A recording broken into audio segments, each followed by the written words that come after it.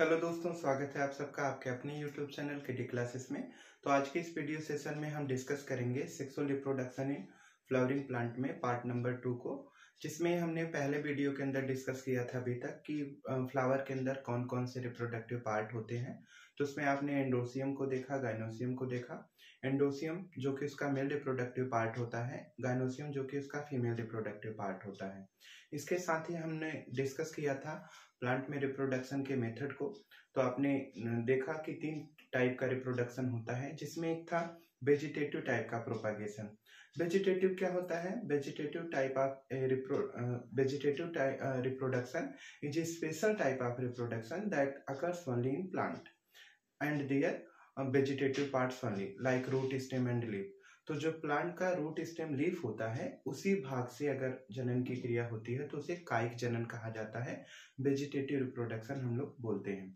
और एसेक्सुअल क्या होता है? Asexual reproduction are also takes place by the vegetative part of the plant, but in asexual type of reproduction some special type of structure are developed in plant like budding, like conidia, like fragmentation, and these type of special structure are help in reproduction. तो जो अलैंगिक जनन की क्रिया होती है, इसमें पौधे के कायिक भागों से कुछ विशेष संरचनाएं बनती हैं, जैसे कोनिडिया का निर्माण हो गया, बडिंग बनना हो गया, या फिर जैसे विखंडन की जैसी कोई क्रिया होती है, उसके द्वारा नए तरह के पौधे का निर्माण हुआ।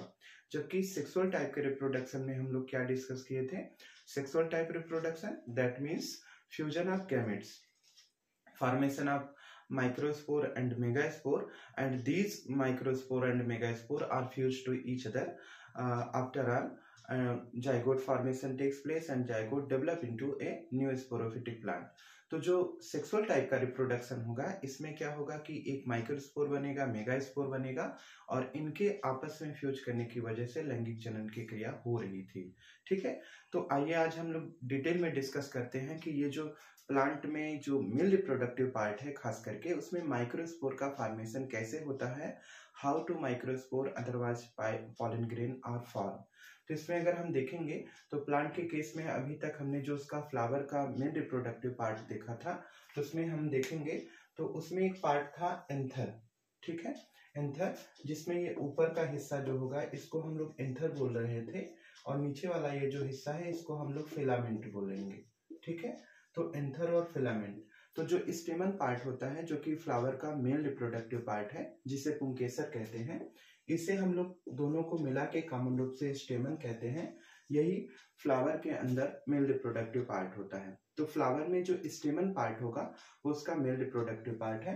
स्टेमन में जो एंथर है, ये मोस्ट इंपॉर्टेंट पार्ट है, जो क्या करता है, माइक्रोस्पोर का फॉर्मेशन करेगा, या फिर ये क्या बनाएगा, पॉलन ग्रेन बनाएगा। तो हम इसे परागकण बोलेंगे, या फिर सूक्ष्म बीजाणु बोलेंगे, या लघु बीजाणु बोलेंगे, या फिर इसे एक नाम और दिया जा सकता है, नर युग्मक। ठीक है, तो इस तरह से जो फ्लावर में जो स्टेमन पार्ट होगा, स्टेमन पार्ट में एंथर होगा, और उसके अलावा फिलामेंट होगा।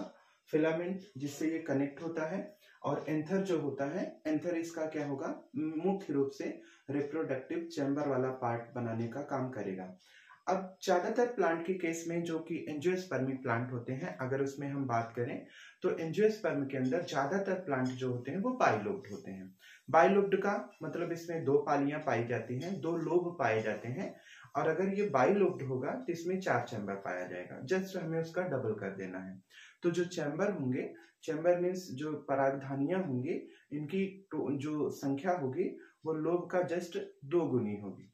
तो जो एंजियोस्पर्मिक प्लांट होते हैं, आवृतबीजी जितने भी पौधे होते हैं, उनके केस में अगर हम बात करें तो ज्यादातर जो एंजियोस्पर्मिक प्लांट होते हैं वो बाइलोब्ड होते हैं, जिसमें टोटल 4 चैम्बर पाए जाते हैं।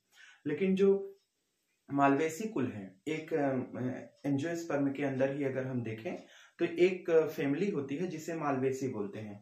तो मालवेसी कुल के जितने भी प्लांट होते हैं उनमें केवल यूनिलोब होता है, मीन्स उसमें केवल एक पालित कंडीशन देखने को मिलती है, और उसमें जो चैम्बर की टोटल संख्या होगी तो 1 का 2 गुना करेंगे तो 2 हो जाएगा। तो टोटल नंबर ऑफ चैम्बर कितने हो जाएंगे, 2 हो जाएंगे। तो यहाँ पे अगर हम इसका टीएस कट करेंगे, इस तरह से अगर आप इसको कट करके देखेंगे तो इसमें अगर कट लगाएंगे तो देखेंगे कि इसका जो पूरा पार्ट होगा वो कुछ इस तरह का फिगर ड्रा होगा। और ये जो फिगर होगा इसमें हम लोग देखेंगे कि जो एंथर होता है वो बाइलोब्ड कैसे होता है। तो यहाँ पे अगर आप ध्यान देंगे तो एक यहाँ पे पाया जाता है जिसे हम लोग बोलते हैं पॉलन चैम्बर। एक यहाँ पे पाया जाएगा पॉलन चैम्बर, एक किस साइड में होगा पॉलन चैम्बर, और यहाँ पर भी होगा पॉलन चैम्बर। बीच में यहाँ पे कनेक्टिव पाया जाता है जो कि वेस्कुलर टिश्यू होता है। मतलब यहाँ पे ये वाला जो हिस्सा है, जो फिलामेंट वाला हिस्सा है, तंतु वाला हिस्सा है, ये किसका बना है? ये वेस्कुलर टिश्यू है जो इसे वाटर और मिनरल प्रोवाइड करने का काम करता है ताकि ये जो एंथर है ये प्रॉपर डेवलप कर सके अपने पॉलन ग्रेन को। तो यहाँ पे देखिए क्या होगा कि इसी के अंदर बनेंगे पॉलन ग्रेन, या फिर इसी को हम लोग क्या बोलेंगे? माइक्रोस्पोर। तो माइक्रोस्पोर या पॉलन ग्रेन का फॉर्मेशन होगा इसी पॉलन चैम्बर के अंदर, या फिर इसी माइक्रोस्पोरेंजियम के अंदर, या फिर इसे हम लोग बोलेंगे पॉलन चैम्बर, माइक्रोस्पोरेंजियम, लघु बीजाणुधानी, सूक्ष्म बीजाणुधानी, ऐसा कुछ नाम इसका देते हैं। लघु और सूक्ष्म क्यों कहते हैं? क्योंकि इनका नंबर ज्यादा होता है। मैंने पिछली क्लास में डिस्कस किया था कि microspore that means formation of many spores and smaller in size, these are smaller in size, तो इसे क्या नाम दे दिया जाएगा? माइक्रोस्पोर बोलेंगे। तो इस तरह से अगर आप देखेंगे तो जो एंथर होता है, बाइलोब्ड जो एंथर होते हैं उसमें से टोटल 4 चैम्बर बनते हैं। और ये जो बीच वाला है ये कनेक्टिव है, ये जाइलम और फ्लोएम है जो कि इसे वाटर और मिनरल प्रोवाइड करने का काम करता है। तो बोर्ड के एग्जाम के अंदर अगर हम देखें, सीबीएसई या यूपी बोर्ड दोनों के केस में देखा जाए तो ये जो परागकोश है, एंथर है, इसका स्ट्रक्चर, इसका फंक्शन, इसकी संरचना, कार्यकी सबके विषय में पूछा जाता है। तो अगर इसमें हम देखेंगे तो किस तरह का इसका स्ट्रक्चर होगा, तो ऐसे सबसे ऊपर की साइड में देखेंगे तो एक सिंगल लेयर होती है जिसे हम लोग एपिडर्मिस कहते हैं। एपिडर्मिस एक सिंगल लेयर होती है, ऐसे चारों तरफ होती है इस तरह से। तो हम पूरा स्ट्रक्चर ड्रा नहीं कर रहे हैं, केवल आपको समझना है कॉन्सेप्ट को, बाकी आप फिगर बुक से अपना देख लीजिएगा। और यहाँ पे अगर हम देखेंगे तो इसके अलावा इसमें एक मिडिल लेयर होती है, हाइपोडर्मिस होती है, कई सारी लेयर होती है, और इस तरह से लास्ट में जो लेयर है इसको हम लोग टैपिटम बोलते हैं। तो टैपिटम एक तरह की न्यूट्रेटिव लेयर होती है, टैपिटम न्यूट्रेटिव लेयर होती है, सिंगल लेयर होती है, न्यूट्रेटिव लेयर होती है, जो पूरे के पूरे पॉलन ग्रेन को न्यूट्रिशन प्रोवाइड करने का काम करती है, पोषण देने का काम करेगी। तो जो पूरा पॉलन ग्रेन होगा हमारा वो ऑलरेडी इसी टैपिटम लेयर से न्यूट्रिशन लेने का काम करता है और इसी के अंदर इसका पूरा डेवलपमेंट होता है। तो यहाँ पे अगर आप देखेंगे तो ये वाला जो हिस्सा होता है इसका, इसे हम लोग स्टोमियम बोलते हैं। यहाँ पे ये वाला पार्ट इसका स्टोमियम कहा जाता है, जो कि थोड़ा सा पतला होता है।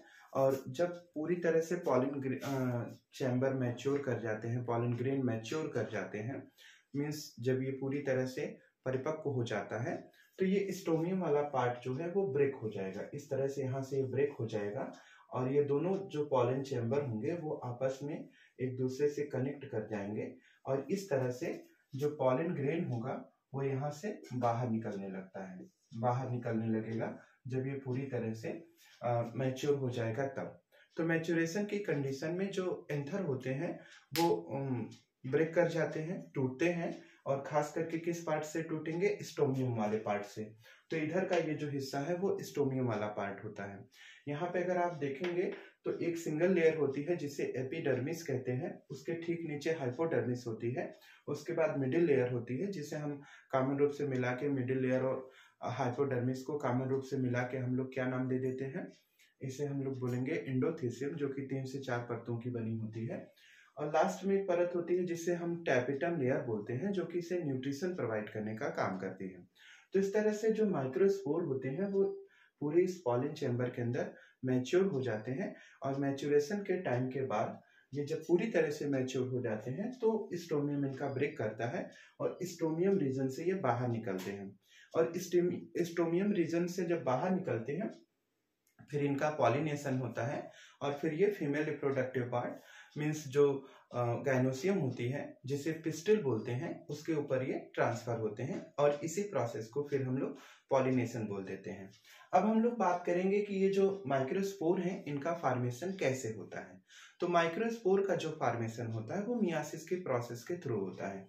तो सबसे पहले अगर यहाँ पे हम देखें तो जो एंथर होता है, एंथर के अंदर जैसे इस तरह से अगर हम बात करें तो यहाँ पे कुछ स्पेशल टाइप की सेल होती हैं, कुछ ऐसे लार्जर सेल होती हैं, स्पेशल टाइप की सेल होती हैं ऐसे चारों कार्नर पे। और ये जो स्पेशल टाइप की सेल होती हैं इनका नाम हो जाता है आर्कीस्पोरियल सेल। तो इसे हम लोग क्या नाम दे देते हैं, आर्कीस्पोरियल सेल बोलते हैं। अब ये जो आर्कीस्पोरियल सेल होती है जिसे हिंदी में पशु कोशिका भी बोलते हैं, अब ये जो आर्कीस्पोरियल सेल होती है ये स्पेशल टाइप की सेल होती हैं। इनके न्यूक्लियस जो होते हैं बाकी सेल के न्यूक्लियस के कंपेयर में थोड़े बड़े होते हैं, और इनका जो साइटोप्लाज्म या प्रोटोप्लाज्म होता है वो डेंस प्रोटोप्लाज्म होता है। मीन्स ये इनके पास डेंस प्रोटोप्लाज्म होगा, और उसके अलावा इनका जो न्यूक्लियस का साइज होगा वो बाकी सेल के कंपेयर में वो काफी बड़ा होगा। और यही जो आर्कीस्पोरियल सेल होती हैं ये डेवलप करती रहती हैं, बार बार डिवीजन करती हैं, और इन्हीं के डिवीजन के थ्रू ये पूरा स्ट्रक्चर डेवलप होता है जिसे हम लोग पॉलन चैम्बर, माइक्रोस्पोरेंजियम के नाम से जानते हैं। तो ये माइक्रोस्पोरेंजियम और पॉलन चैम्बर का जो फॉर्मेशन हुआ वो ऑलरेडी इसी आर्कीस्पोरियल सेल के थ्रू होता है। तो आर्कीस्पोरियल सेल को जैसे जैसे इस फिलामेंट के थ्रू न्यूट्रिशन मिलता रहता है, फिलामेंट इसको न्यूट्रिशन देता रहता है, वाटर मिनरल प्रोवाइड करता रहता है, और इस तरह से इसके अंदर पूरी तरह से यहाँ पे पॉलन चैम्बर डेवलप होते रहते हैं। तो आर्कीस्पोरियल सेल ही फाइनली डेवलप होके ये क्या बनाती है, पॉलन चैम्बर का फॉर्मेशन कर लेती है। जब पॉलन चैम्बर बन जाते हैं तो इसके अंदर जो टैपेटम लेयर है, यहाँ पे टैपेटम लेयर क्या करेगी, पूरे के पूरे पॉलन ग्रेन को न्यूट्रिशन प्रोवाइड करती रहती है, और इस तरह से पॉलन ग्रेन इसके अंदर डेवलप होते रहते हैं। तो पॉलन ग्रेन का जो डेवलपमेंट होता है, इसमें जब इसका डेवलपमेंट होगा तो एक और स्पेशल सेल बनेगी जिसे हम लोग पीएमसी बोलेंगे। पीएमसी माने पॉलन ग्रेन मदर सेल, या फिर इसी को हम लोग एमएमसी बोलेंगे, माइक्रोस्पोर मदर सेल। तो ये जो PMC means pollen grain mother cell होगी या माइक्रोस्पोर मदर सेल होगी, इसी के अंदर हो जाएगा मियोसिस डिवीजन। तो इसमें जब मियोसिस डिवीजन होगा तो इसी में मियोसिस होने की वजह से मतलब 4 हैप्लॉइड माइक्रोस्पोर का फॉर्मेशन हो जाएगा। तो जो माइक्रोस्पोर बनते हैं, माइक्रोस्पोर का फॉर्मेशन ऑलरेडी कैसे होता है, पॉलन ग्रेन मदर सेल या फिर माइक्रोस्पोर मदर सेल के अंदर मियोसिस डिवीजन होने की वजह से होता है। आर्कीस्पोरियल सेल बनाती है पूरा पॉलन चैम्बर, और आर्कीस्पोरियल सेल के अंदर कुछ स्पेशल टाइप की सेल होती है, और वो स्पेशल टाइप की सेल को हम लोग क्या नाम देते हैं, पॉलन ग्रेन मदर सेल या माइक्रोस्पोर मदर सेल। अब pollen grain mother cell otherwise microspore mother cell के अंदर ही क्या होगा, मियोसिस डिवीजन होगा, और इसी मियोसिस की वजह से 4 हैप्लॉइड माइक्रोस्पोर का फॉर्मेशन होता है। तो जो हैप्लॉइड माइक्रोस्पोर बनते हैं वो मियोसिस के थ्रू बनते हैं, और हम सभी जानते हैं कि मियोसिस डिवीजन जो होता है, मियोसिस डिवीजन के अंदर जो क्रोमोसोम नंबर होते हैं वो हमेशा हाफ हो जाते हैं, आधे हो जाते हैं, मीन्स हैप्लॉइड नंबर में कन्वर्ट हो जाते हैं। तो इस तरह से जो यहाँ पे फ्लावर का जो मेल रिप्रोडक्टिव पार्ट है, स्टेमन है, स्टेमन के अंदर जो एंथर वाला पार्ट है, एंथर वाले पार्ट ही टोटली डेवलप करके क्या बना लेते हैं, पॉलन चैम्बर का फॉर्मेशन करते हैं, माइक्रोस्पोरेंजियम का फॉर्मेशन करते हैं, या फिर सूक्ष्म बीजाणुधानी, लघु बीजाणुधानी का निर्माण करते हैं, परागधानी का निर्माण करते हैं, और इसी के अंदर परागकण बनते हैं, माइक्रोस्पोर बनते हैं, लघु बीजाणु बनते हैं, आप इन कई नामों से इनको जानते हैं, इन सब का निर्माण होता है। और इस तरह से जो मेल रिप्रोडक्टिव पार्ट होता है, फ्लावर का मेल रिप्रोडक्टिव पार्ट होता है, उसमें माइक्रोस्पोर बनने के बाद बाकी की जो प्रोसेस होती है वो कंप्लीट होती है। तो आज के इस वीडियो सेशन में हमने देखा कि किस तरह से जो यहाँ पे माइक्रोस्पोर होते हैं उनका फॉर्मेशन होता है। इसके अलावा जैसे अगर हम बात करें, मदार का एक पेड़ होता है, एक आर्किड का पेड़ होता है, तो मदार और आर्किड ये भी क्या होते हैं, एंजियोस्पर्मिक प्लांट होते हैं। तो इनमें पॉलन चैम्बर का फॉर्मेशन नहीं होता है, इसमें परागपिंड बनता है जिसे पॉलिनियम कहते हैं। तो इसका जो स्ट्रक्चर है वो कुछ इस तरह से बनता है, यहाँ पे कुछ इस तरह का स्ट्रक्चर बनेगा, और जो माइक्रोस्पोर होते हैं यहाँ पे जनरली वो इस तरह से परागपिंड के अंदर डेवलप होते हैं। तो ये जो परागपिंड होता है इसी के अंदर, तो ये इस तरह का स्ट्रक्चर नहीं बनाते हैं जैसा आप यहाँ देख पा रहे हैं डाइथिकस एंथर के अंदर। तो यहाँ पे सिंपल परागपिंड का फॉर्मेशन होगा, और परागपिंड का जो फॉर्मेशन होता है वो किसके अंदर होगा, आर्किड और मदार के पेड़ के अंदर होगा, इस तरह से यहाँ पे। तो इसे हम लोग पॉलिनियम नाम दे देते हैं। तो क्या बोलेंगे? पॉलिनियम। तो बस हमें इतना याद रखना है। तो ये स्ट्रक्चर आपका इम्पोर्टेंट है, और उसके अलावा किस तरह से क्या क्या इसमें पार्ट था मैंने सब डिस्कस किया। नेक्स्ट वीडियो सेशन के अंदर हम देखेंगे कि किस तरह से जो प्लांट होगा उसके अंदर फीमेल रिप्रोडक्टिव जो पार्ट होते हैं उसमें मेगास्पोर का फॉर्मेशन कैसे होता है। उसके बाद हम लोग चर्चा करेंगे पॉलिनेशन क्या है, किस तरह से होता है। तो आज के लिए बस इतना ही। धन्यवाद।